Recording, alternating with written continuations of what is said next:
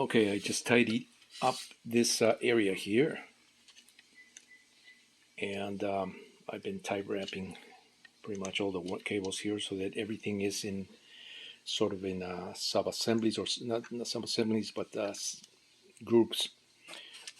These are the this one right here. I believe this is for a speedometer, an electronic speedometer, because I put a meter there and it seems to have some kind of a frequency pulse out of this one here. I'm not using that, so I have grouped that one with the 5-volt ground and 42.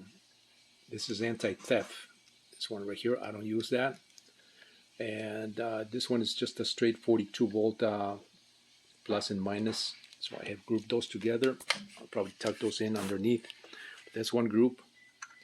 The other group of wires, these are basically, this is going to be my 3-speed control, my cruise control, my reverse, and brake. So I have grouped those together. Most of these go to the front panel. That's why I have these grouped as a group. These are my power cables, my key or ignition, and my throttle control. So I grouped those together, and I did the same thing on the opposite side. And you can see how nice and clean this came out here. I decided not to use that cover, that ABS cover that I did before, that I said I was going to, I mounted everything in this cover here, but it was so compact and it was so cluttered that I was thinking that's going to, it's going to rob me from keeping these guys cool. So I decided to mount these at the back, just to keep everything nice and easy accessible. Even though this is mounted to the seat, I can still disconnect everything from here and remove this section if I need to, or push the seat back and forth, which I don't plan on doing because this is pretty much set to one distance to the footrest. But it, as you can see here, it looks pretty clean here, and this will get plenty air here. So which is why I decided not to use the ABS cover here, and I'm not going to leave it covered, because these wires, as I'm doing them with all these tie wraps and just grouping them together, it's pretty clean. I mean, so it's not so unsightly.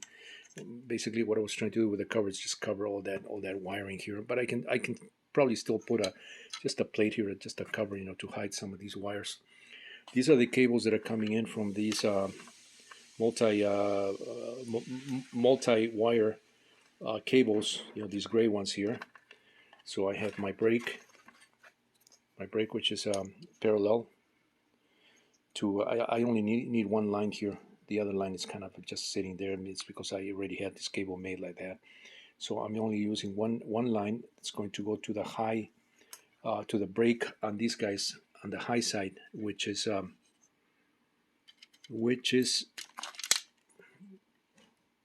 this is the low side.